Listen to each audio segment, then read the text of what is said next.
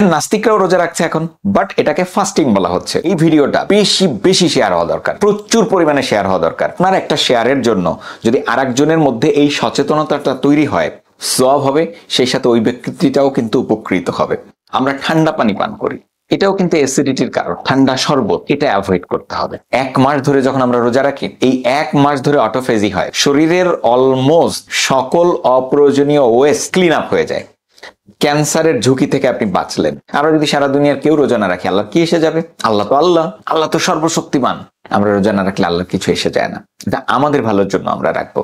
তবে হ্যাঁ, আল্লাহ বলেছেন রোজা আমার জন্য এবং এর প্রতিদান আমিই দিব। দেখুন, আমিষ জাতীয় যত খাবার আছে, ডাল, মাংস, মাছ, এইগুলো যদি বেশি খান, ফলে পিপাসা লাগে প্রচুর পরিমাণে, আপনার রোজা থাকতে কষ্ট হবে। নাস্তিকরাও রোজা রাখছে এখন, বাট এটাকে ফাস্টিং বলা হচ্ছে। সেই আদম আলাইহিস সালামের সময় থেকে কিন্তু রোজার বিধান আল্লাহ তাআলা আমাদেরকে দিয়ে দিয়েছেন। কেউ রোজা ছাড়বো না, পণ করে নিজের সাথে নিজে কোনোভাবেই রোজা ছাড়বো না। সবাই মিলে সচেতনতা তৈরি করব, চারপাশে আমাদের বন্ধু মহল, আমাদের রিলেটিভস, আমাদের পরিবার পরিজন, কেউ যেন রোজা না ছাড়ে। এই জন্য এই ভিডিওটা অবশ্যই শেয়ার করতে হবে।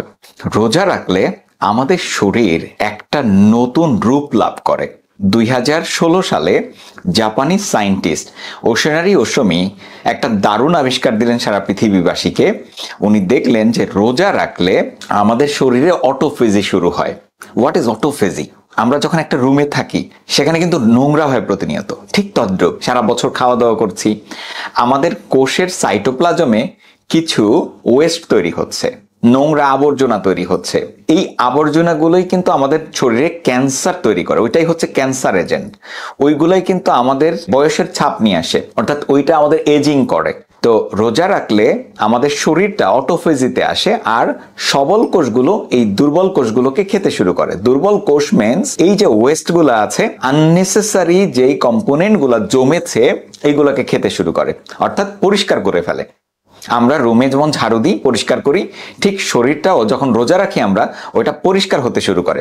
ক্যান্সারের ঝুঁকি থেকে আপনি বাঁচলেন। দ্বিতীয় হচ্ছে ফ্রি রেডিকেল গুলো বা ওয়েস্ট গুলো টিউমারের জন্য দায়ী। আরেকটা জিনিস হয়, সেটা হচ্ছে পুড়িয়ে যাওয়াটা রোধ হয়।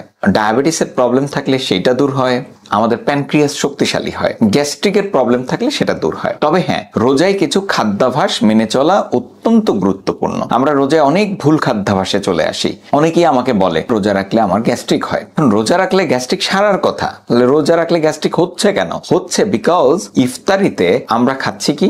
ভাজা পোড়া, পেঁয়াজি, বেগুনি, আলুর চপ। একটা আলুর চপ আপনি একটু এটাকে চিপড়ে দেখেন, কি পরিমাণ তেল বের হয়। আমরা সেই বেগুনি, পেঁয়াজি, আলুর চপ, এত ভাজা ভজা, এত তেল, মশলাদার ছোলা, এগুলো যখন আমরা খাচ্ছি, কেউ কেউ বিরিয়ানি খাচ্ছে, কেউ কেউ খিচুড়ি খাচ্ছে, এগুলো খেলে তো নর্মাল সময়ও খালি পেটে খেলে তো আপনার গ্যাস্ট্রিক হবেই।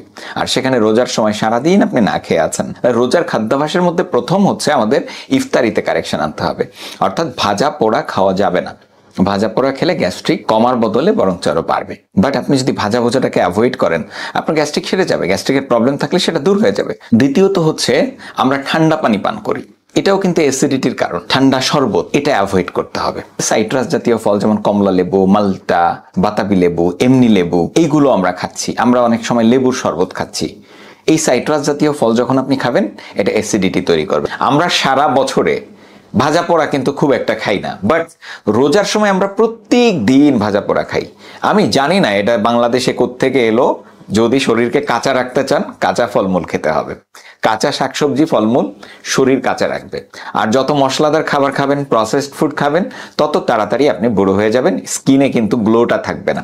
ইফতারিতে পেট ভরে ভোজন করাটা ঠিক না, কারণ আমাদের সারাদিন রোজা রাখার কারণে আমাদের যে পাকস্থলীটা আস্তে আস্তে আস্তে আস্তে সংকুচিত হতে থাকে। আর যখন আপনি অতিরিক্ত পানি পান করেন বা প্রচুর খাবার দেন, তখন ওইটা খুব তাড়াতাড়ি কিন্তু প্রসারিত হতে পারে না, ওইটাও কিন্তু আস্তে আস্তে প্রসারিত হবে। বাট আপনারা যখন অতিরিক্ত খাবার দিচ্ছেন, অতিরিক্ত পানি খাচ্ছেন ঢকঢক করে, তখন ওইটা অতি তাড়াতাড়ি প্রসারিত হওয়ার চেষ্টা করছে, তখন পেট ব্যথা হচ্ছে, কারো কারো বমি হচ্ছে।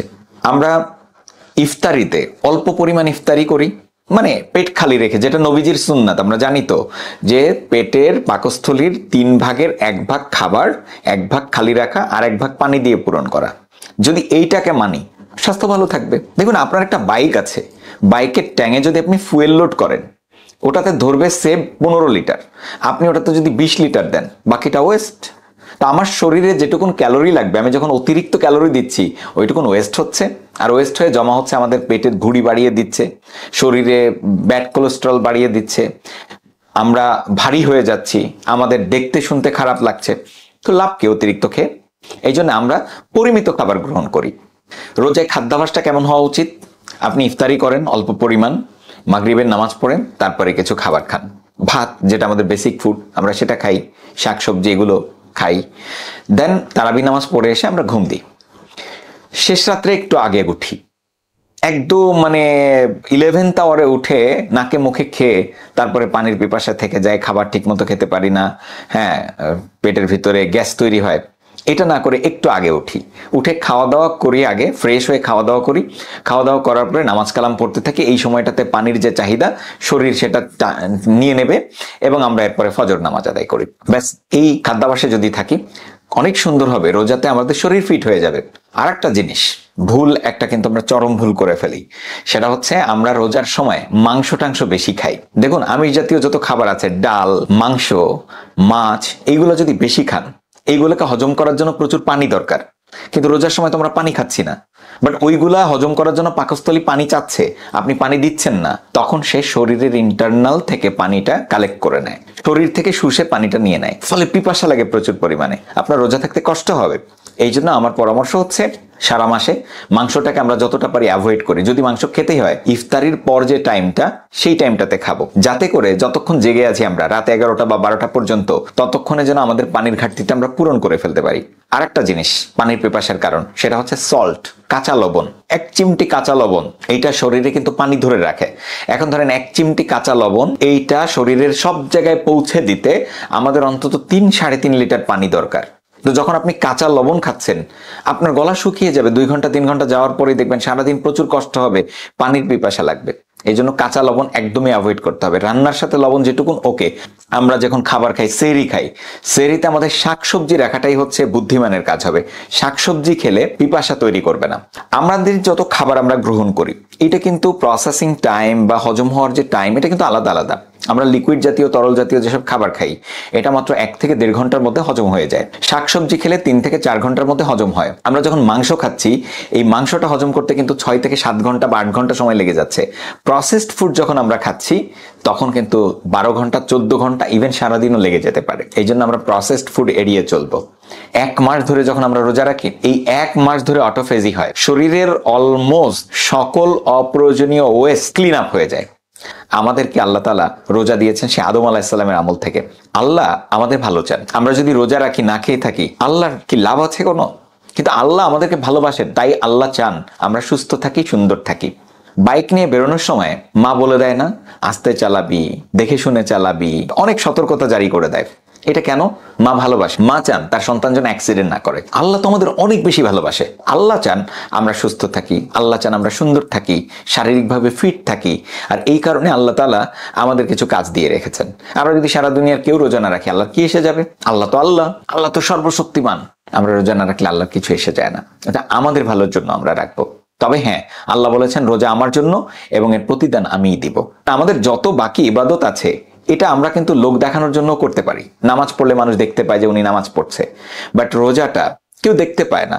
এটা আপনি দেখতে পান আর আল্লাহ দেখতে পায়। আপনি যদি গোপনে খেয়ে ফেলেন, কে দেখবে?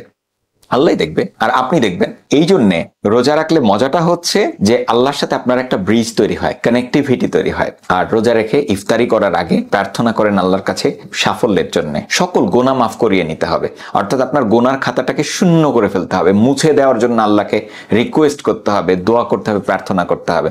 ইফতারি সামনে নিয়ে দোয়া কবুল হয়। শেষ রাত্রে তাহাজ্জুদ নামাজ পড়ে 2 রাকাত পারেন, 4 রাকাত পারেন, 6 রাকাত, যতটুকুন পারেন আল্লাহর কাছে প্রার্থনা করেন। লাইট জ্বালানোর জন্য যদি সুইচে চাপ না মারি, আমরা লাইটের আশপাশে যদি হাতাহাতি করি, লাইট তো জ্বলবে না। লাইট তখনই জ্বলবে যখন আমরা সুইচ চাপ দিব। সাফল্য দিতে পারেন মহান আল্লাহ, সেই আল্লাহর কাছেই আমাদেরকে সাফল্যটা চাইতে হবে। সবাই আমার জন্য দোয়া করবেন।